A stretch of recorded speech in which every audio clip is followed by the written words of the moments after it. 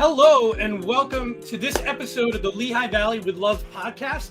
I'm your host, George Wacker, and today we're talking with representatives from Bloom, a Lehigh Valley faith-based nonprofit where services are not based on religious commitment. In early 2021, two nonprofit organizations came together as one to form Bloom, and we're going to learn more about that as we talk today. And they formed to become a stronger force in the fight against sex trafficking in our community. Together as one, Bloom offers a sanctuary and continuum of care to heal and empower and employ women survivors of sex trafficking. As a faith-based nonprofit, Bloom empowers women to heal and create a new future through its 24-hour care emergency stabilization home, its 2-year residential program, and its independent living housing.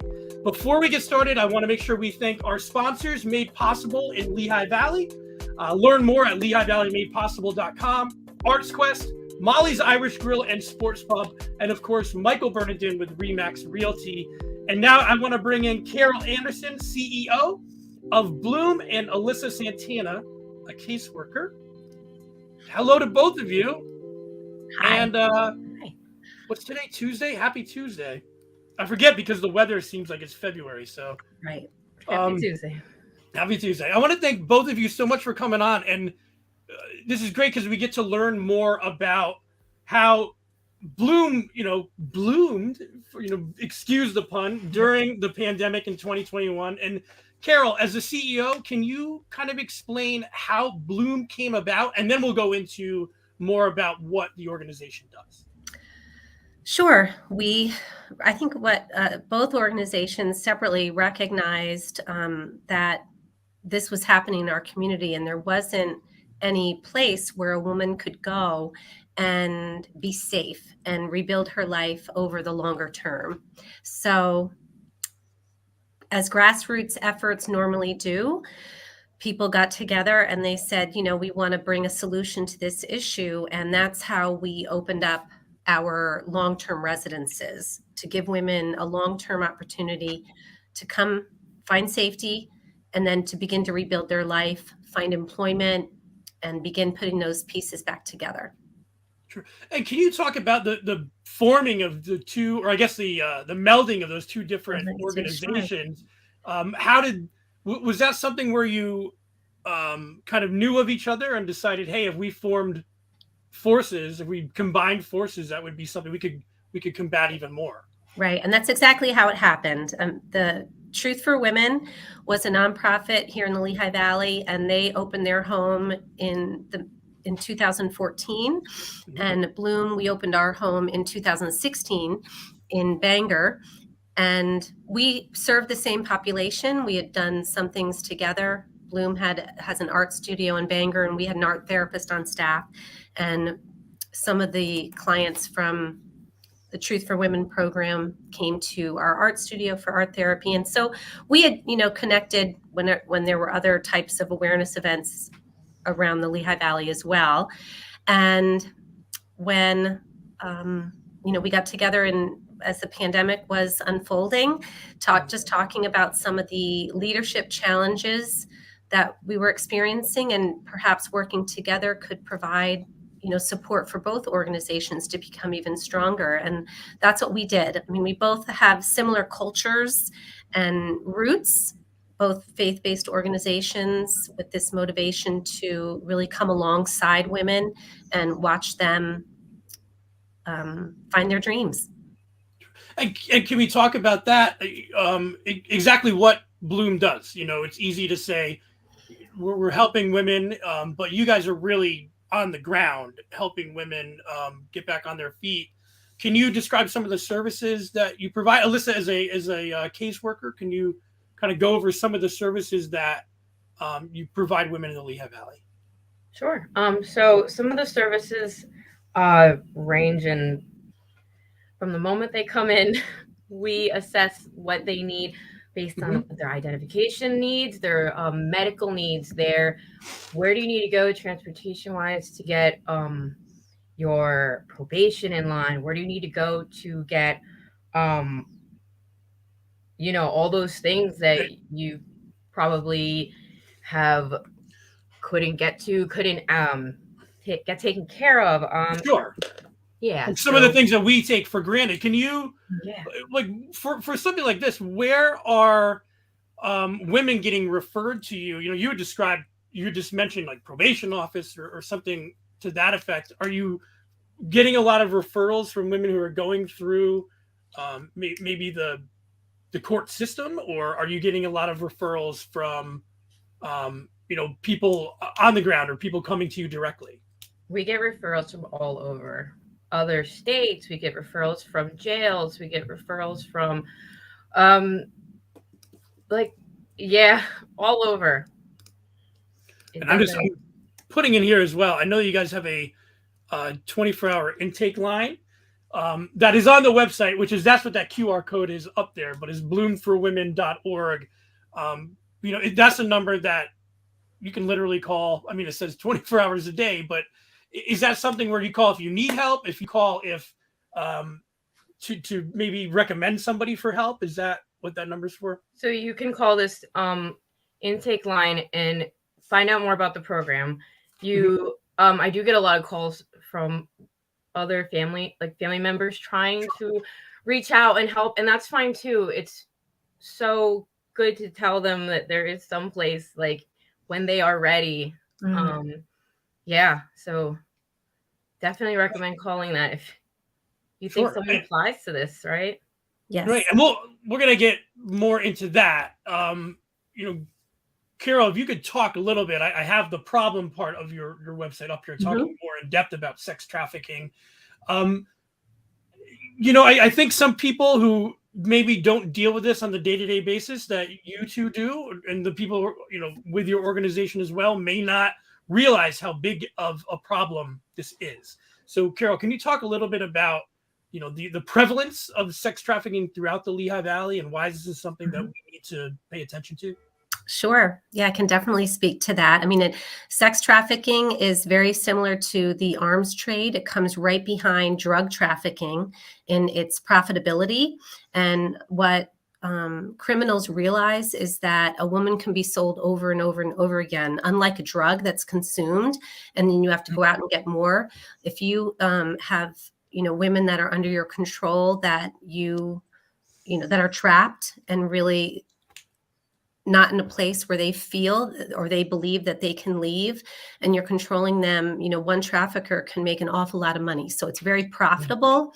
It's underground.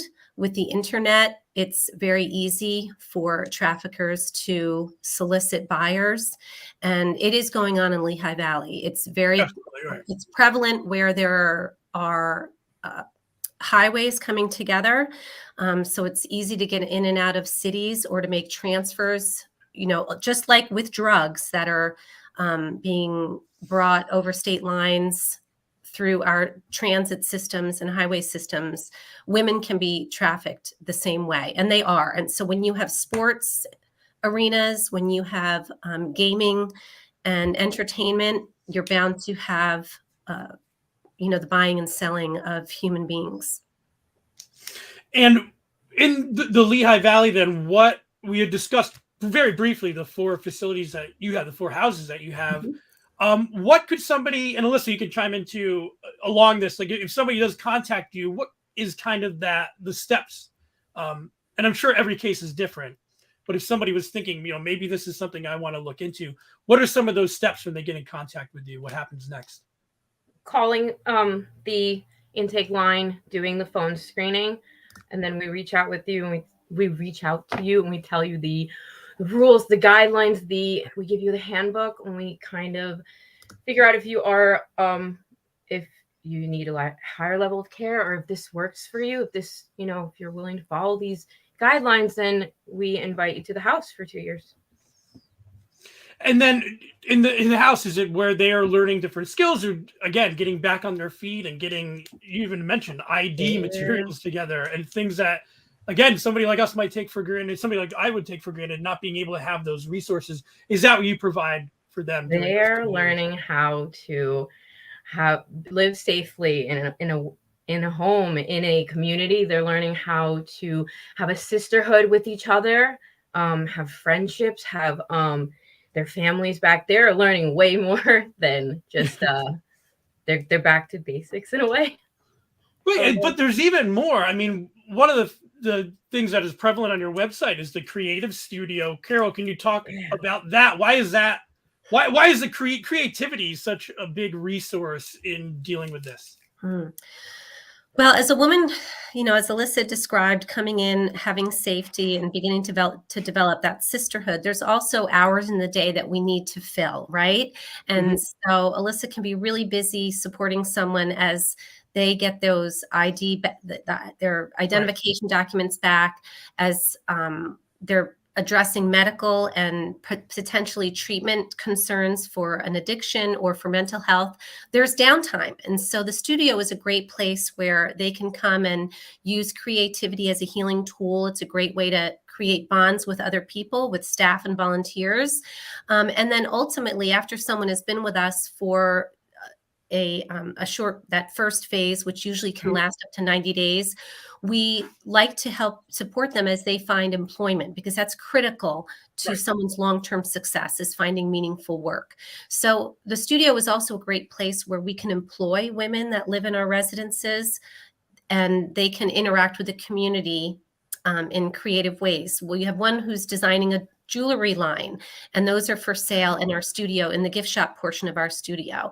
We do events at our studio. We have birthday parties. We do creative classes. We have pottery, glass fusion, and we do sign painting. So they're all ways that women can explore some creative outlet. We have women are learning how to design stencils on a computer, and they're creating things, and they can be then sold, or they can support groups as they come in for the creative process.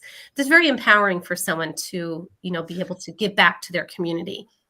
Right. And to be able to, take time for yourself, creating is something that, you're giving to yourself, even though you're making something. So I think that has to be really important and fulfilling. You mentioned selling some of those things. You also have a shop. Can you talk more about that? Was it My Sister's Closet? Yes, My Sister's Closet is in a different location, and that is a women's resale clothing store, but we also sell gifts there. And we sell a whole line of bath and body care products made by a sister program that we work with and that we're modeled after in Nashville. So they make all of those bath and body care products in Nashville. We sell them in the women's at My Sister's Closet. But then people also donate clothing. Women can donate gently used clothing, and we sell it there at My Sister's Closet. And it's also another employment opportunity for women in our program. They can become sales associates and work there and kind of build that employment history, so that when they're ready, which is usually, anywhere from, after that first year, they can go on and find more hours and full-time work beyond our program. And does the boutique, are you making money for the organization on that? I mean, you're a nonprofit, obviously, but those donations help. So shopping there is a way for anyone to help directly. We say it's a purchase with purpose. And every purchase fulfills a dream for one of the women in our program. When you think about it, our program is at no cost to those that come in. So we do that through grant writing, through donations, but certainly through this idea of social enterprise, where a business is generating income to go back in and keep the lights on in our homes. Okay. And you have we're going to talk about the golf event first, but are there any other events that go on during the year that you could talk about before we bring up the big one? Sure. We've done some events, especially around the holidays. We've done some flower arranging events. We've done a wreath event at Christmas. We pop-up shops, things like that. We are planning some girls' night out events. June is our first one. We don't have a date secured yet, but keep checking in about that. Just really fun ways for women to get together and talk about the issue and make people aware. And then it's a way for people to, give back and help us keep going. Right. And I don't want to switch bases, but I want to wait to talk about so we can give all of the information of the golf program in a second. Just as the Lehigh Valley grows, right, and we have 78 coming in and 22, and I think I was just writing something this morning, advertising that Lehigh Valley is the fastest growing area in Pennsylvania and one of the faster growing areas on the East Coast. But isn't that directly something that is facilitating, uh, human trafficking in the area? And is it something that we as a community have to be more mindful of? Maybe 20 years ago, we weren't seeing some of these things in our community, but now we are. And it's just kind of, as we grow, we need to handle these things as well. Absolutely. Well, Pennsylvania ranks 9th in the country for the number of reported trafficking cases in the country, and that's tracked by another nonprofit, the Polaris Project. So we look at those statistics just to see kind of where we fit. And like you said, the Lehigh Valley is growing. It's growing incredibly fast. Mm-hmm. We have a major, an international airport with a lot of, hotels on Airport Road, as well as the sports and entertainment events, multiple highways coming together. We're the third largest city in the, Mm-hmm. our cities are the third largest in Pennsylvania. So there's an awful lot of that happening. If you, look at just the criminal prosecutions that have gone on for trafficking in Monroe County, in Lehigh County, this is happening. And it's a lot more subtle than we think. I mean, women are exploited in a wide variety of ways, but when it involves, needing to use your body as a commodity to survive, that's where trafficking begins to it occurs. Vulnerable women are groomed and then held captive, oftentimes through an addiction or poverty. So we need to talk about this, and people need to realize that it is happening, but that there's also hope, and that we can watch women rebuild their life. And I don't want to speak as if I have any knowledge really on the subject other than my research that I've done. But isn't this notoriously, it's a hard thing to get a woman out of, even if you can contact them directly? Alyssa, do you find that there is some hesitance for some women, or, can you talk about that a little bit? Oh yeah, absolutely. There is tons of hesitance and questioning, like, how are you going to help me? Right. Yeah. Known this lifestyle for so long, but I mean, it's willingness to find a new way. It's right. And we're just that opportunity. And I would imagine too, being able to show, even, I know we have a website and it's easy to scroll through, but it's nice to be able to show some of those end results maybe and say, hey, we have a place where you can feel welcome and you can create and you could possibly get a job, through us in a little bit of while and start getting back on your feet. Is that also, kind of I don't want to say a selling point, but just something to that effect that you can show your track record? Yes. I mean, I think what's important is that we hire women too, that there are several women on our staff that have lived experience, and oftentimes having them answer the phone and say, I've been where you're at and you can do this. I did it and you can do it. And so that's what we say. We believe in you until you can believe in yourself. We're going to surround you with love and every single thing you need to hit the ground running and be the hero in your own life. And we talked about some of these, great events and other things, but there is a therapeutic element to this as well.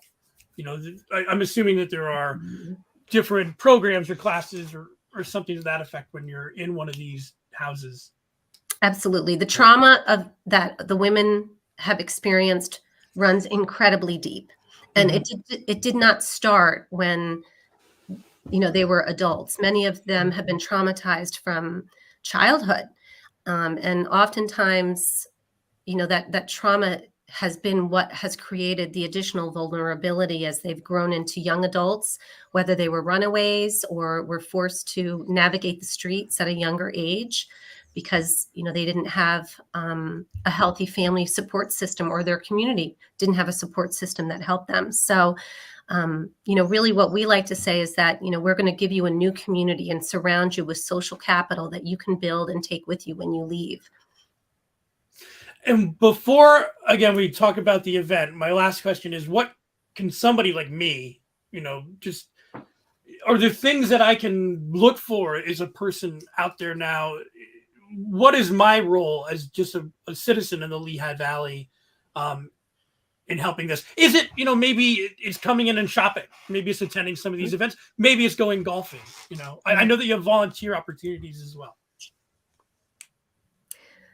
I'll speak to that. Absolutely. Yeah. I mean, I think for the more men learn about what's going on, certainly the less consumption there is of sex buyers, by sex buyers, that, then we wouldn't have, if demand decreases, we wouldn't have this issue.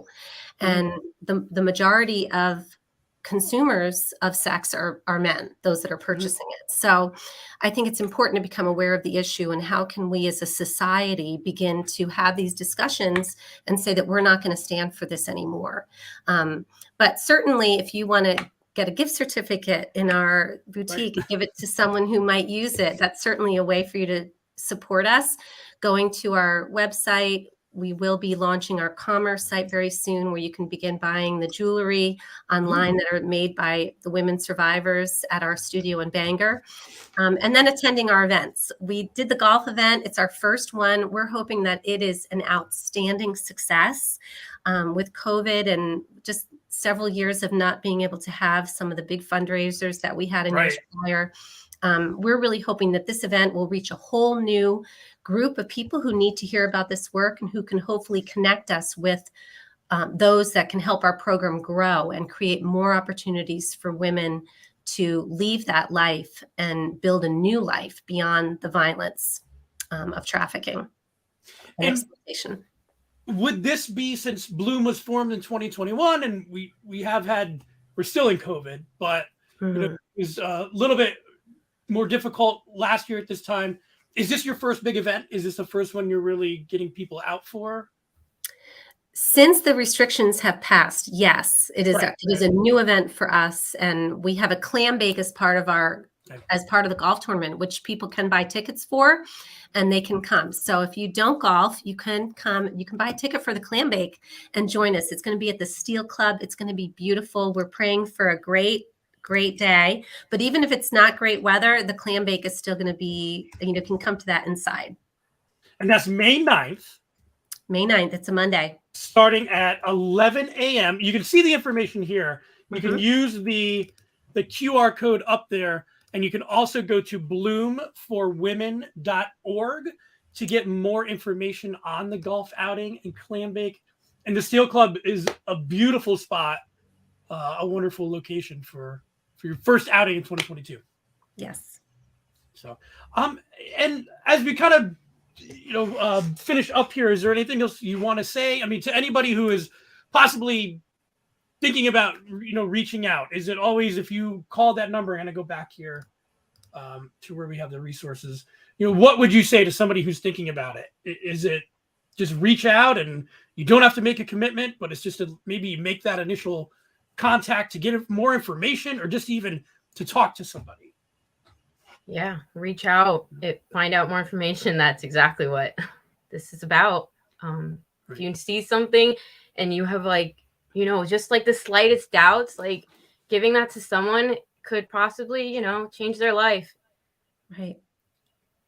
If you see something, say something, and reach out, for help. They can call our offices, our office line, is there as well.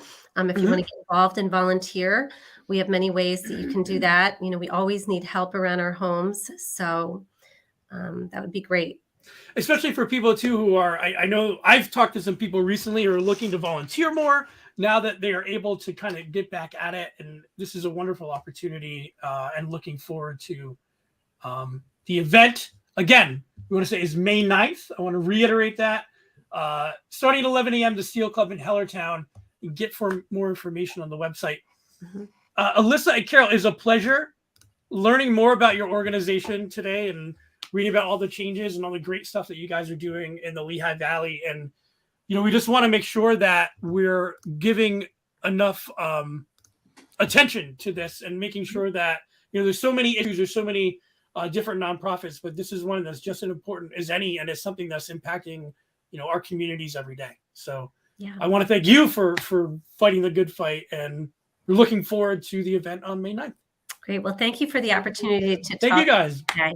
Okay. And I tell you, we're almost at 30 minutes. We worked perfectly, so I appreciate it, and thank you to everybody watching. And again, thank you to our sponsors: Lehigh Valley Made Possible, Arts Quest, Molly's Irish Grill, and Sports Pub, and of course Michael Bernardin with Remax Realty. And be sure to visit bloomforwomen.org to learn more about Bloom and the wonderful work that you guys are doing. Sit tight with me. I'm going to end the broadcast, but sit tight. And thank you to everybody who's watching. Okay.